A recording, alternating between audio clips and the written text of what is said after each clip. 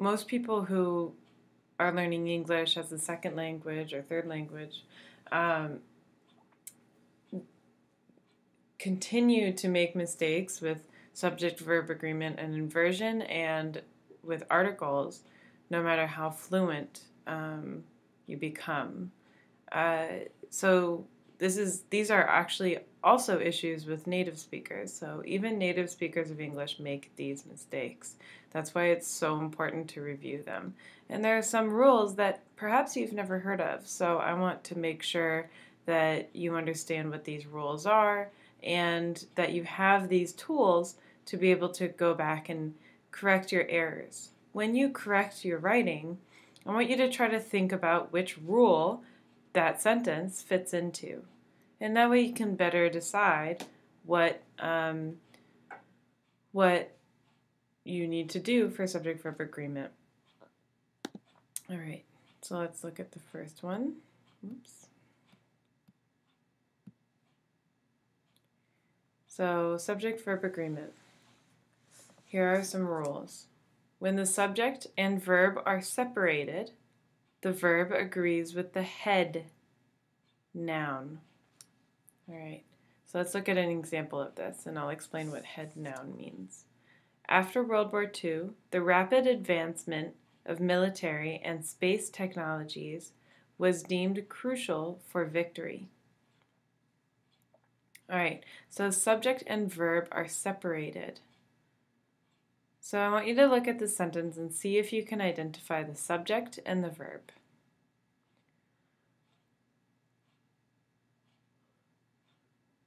Okay, so we have a subject phrase, or like a noun phrase similar to that. We have two subjects here. We have rapid advancement of military and space technologies. So I hope you caught the common mistake there. There actually is only one subject. So you see it says the rapid advancement of military and space technologies. This is a list of two things. So there really is only one subject, advancement. This is your head noun.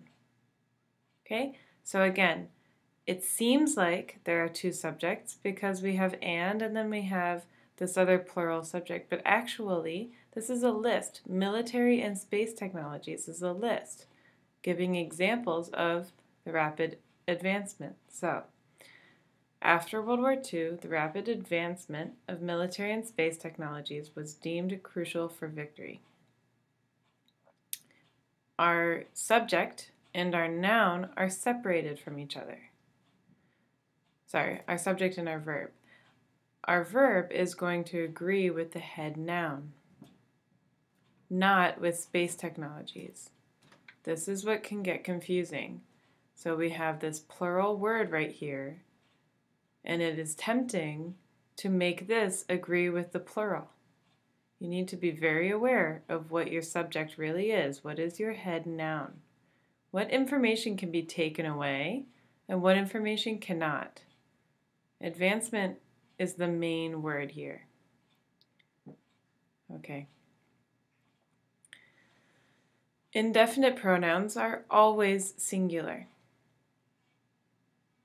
Under common coordination, each is doing his own work. Okay, this is crucial. A lot of you have made this mistake in your writing so far in this course, so pay attention to this. I want to show you what some indefinite pronouns are. Okay, so we have each right here. Every one of two or more people or things seen separately. Each has.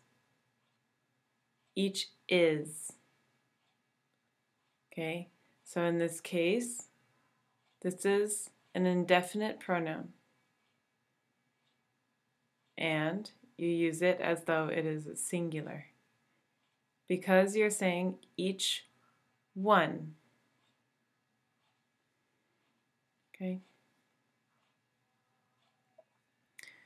So all of these pronouns are seen as singular.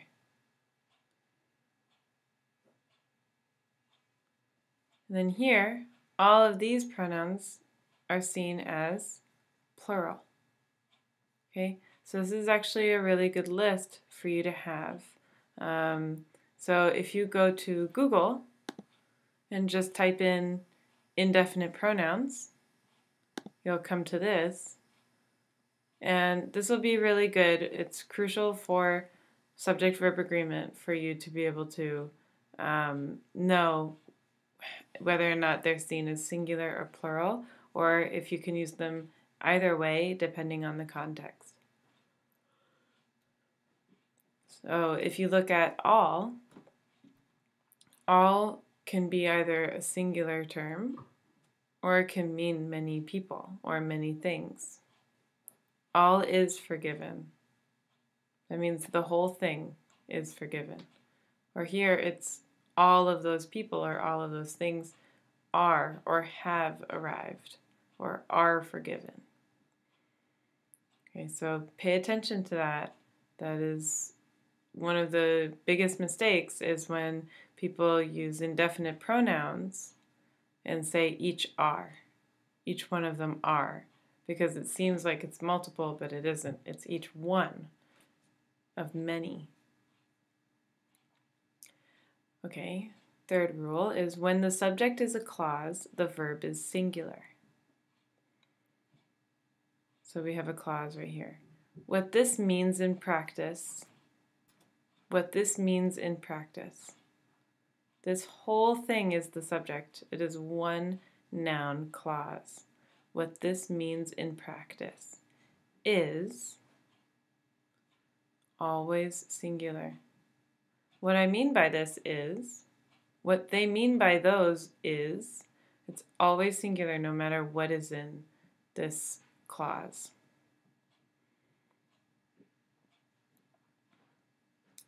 The verb in a relative clause agrees with the referent if the subject is a relative pronoun. The unemployment rate does not include people who are no longer looking for jobs. So the verb in a relative clause does not include people who are. Agrees with the referent if the subject is a relative pronoun. Okay, so the unemployment rate does not include. Okay, so in this case, this is the unemployment rate is the main subject of the sentence. And then does not include. Does is the main verb of the sentence. But then we have this separate clause, people who are no longer looking for jobs. In this case, are is going to agree with this subject.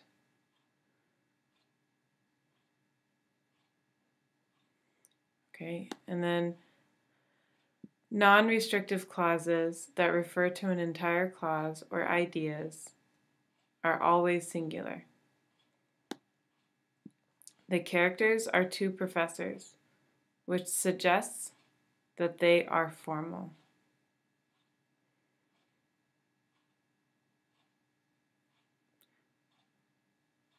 So we have a non-restrictive clause that refers to an entire clause or idea,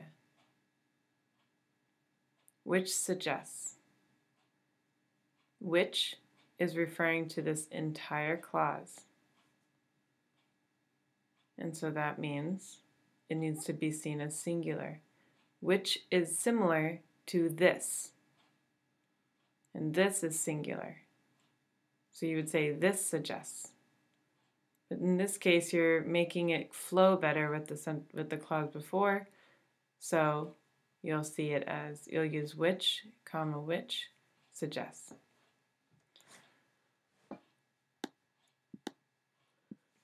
Okay.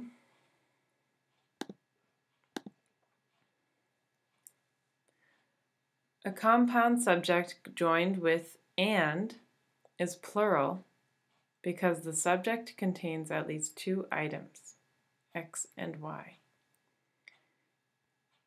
A grip of print occurs when course curriculum or ideas are fixed into text.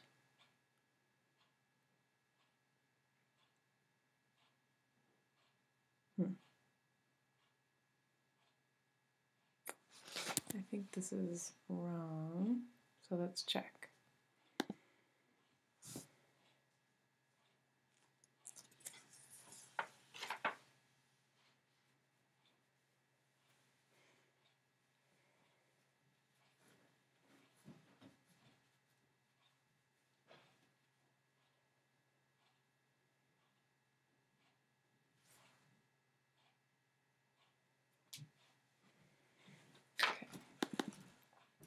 I want to show you an example with and, so let's look.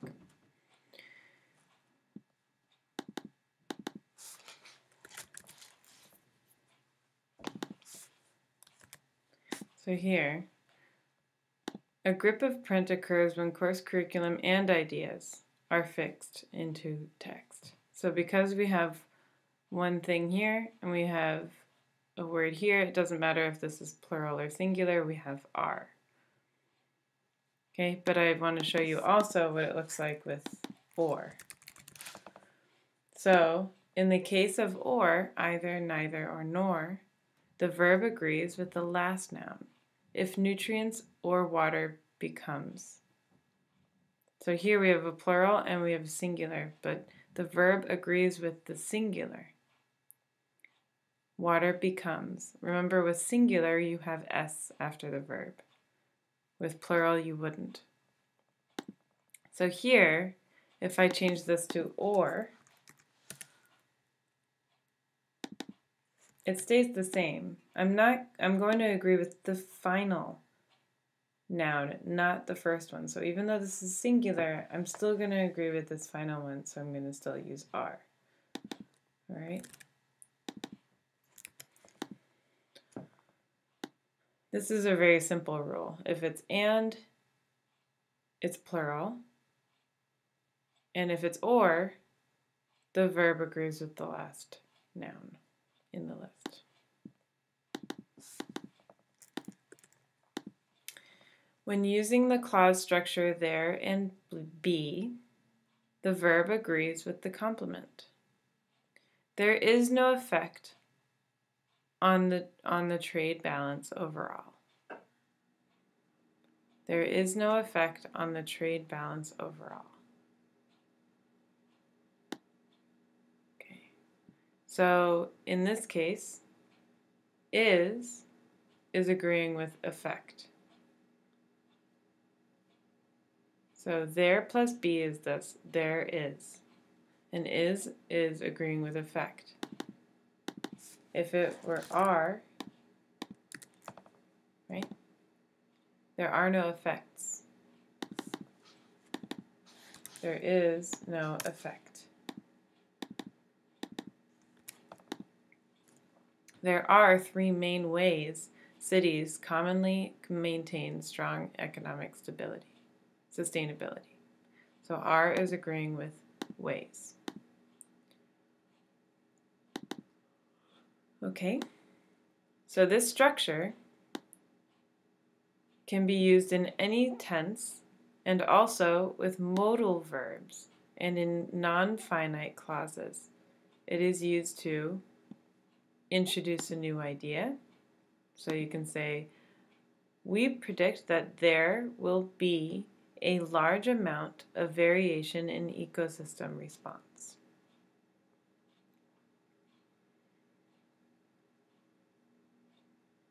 We predict that there will be. Okay, so this structure can be used in any tense and also with modal verbs. So you're introducing a new idea that will happen in the future. And you could say any modal here. We predict that there could be a large amount of variation. that there might be, right? Or will be. You can summarize previous research. There have been, so we're using the present perfect, there have been. So here, there is, this is still there plus be, but you're using the present perfect. There have been no empirical studies thus far testing the utility of Bronfenbrenner's ecology model of human development.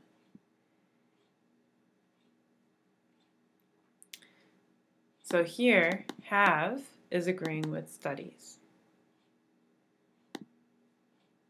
Pretty simple. If it were study, there has been not one study. So you could say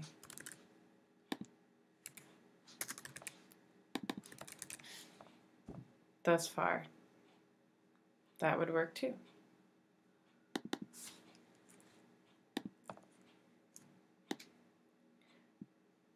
Start a list or to express some number. Therefore, calculations were continued, there being no need for additional reconsideration. Okay, so you can use there being to start a list, so there being no need. And in this case, there being is using the ing form.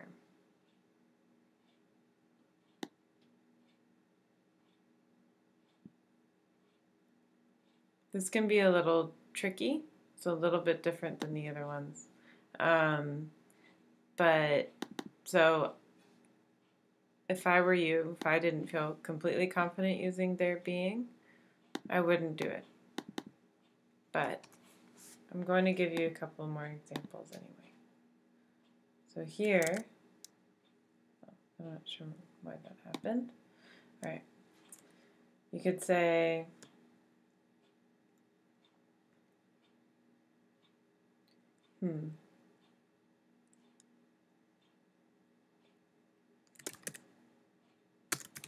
this course has many international students.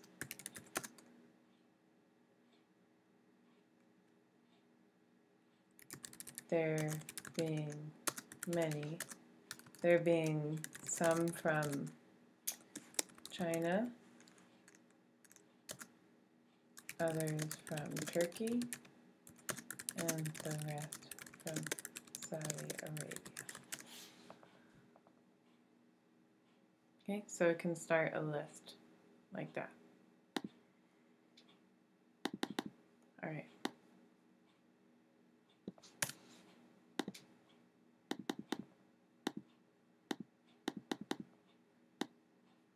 So let's look at subject-verb inversion. But before I do that, you should go to the quiz and complete the 2 exercises for subject-verb agreement. I want you to realize how this isn't the normal lesson on subject-verb agreement. These aren't the normal rules. Typically, when you hear about subject-verb agreement, you're going to see this. Not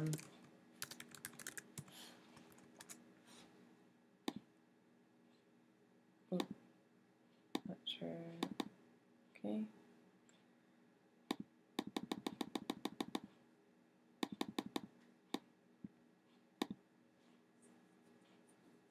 You'll see,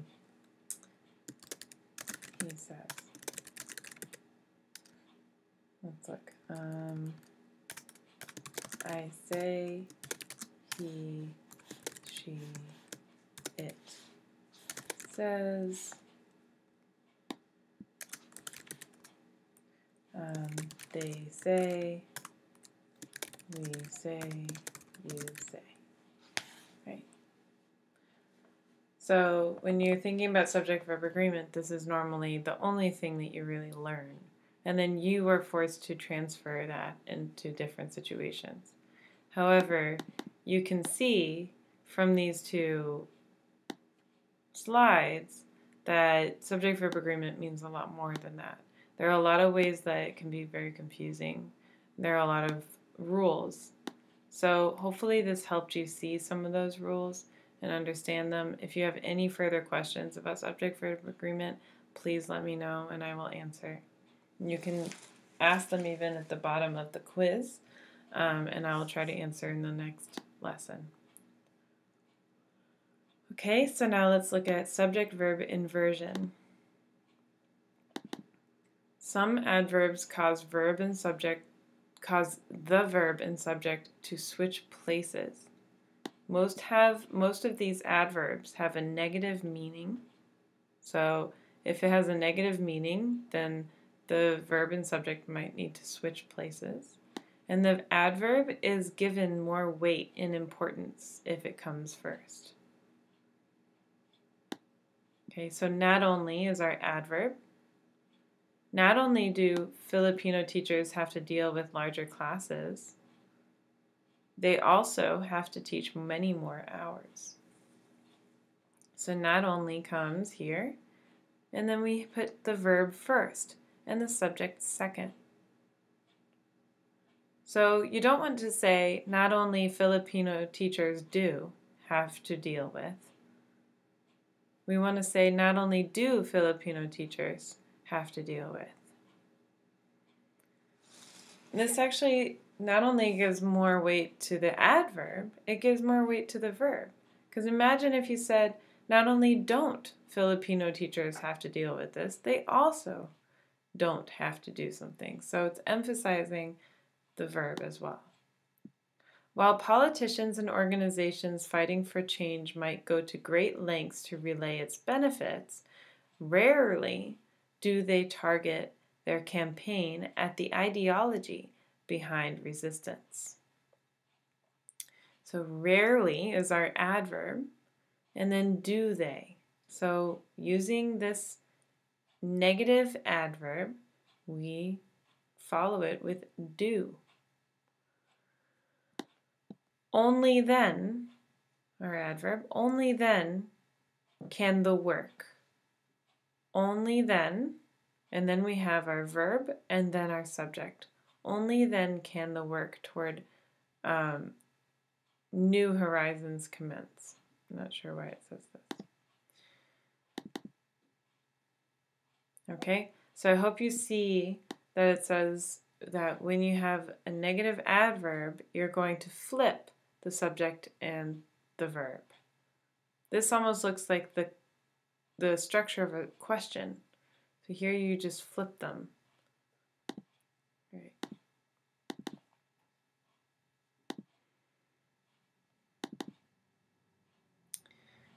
A common and useful structure is not only, but also.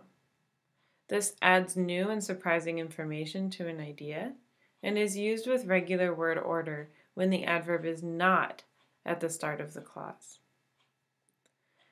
We must consider not only the native species, but also the dynamic ecosystems.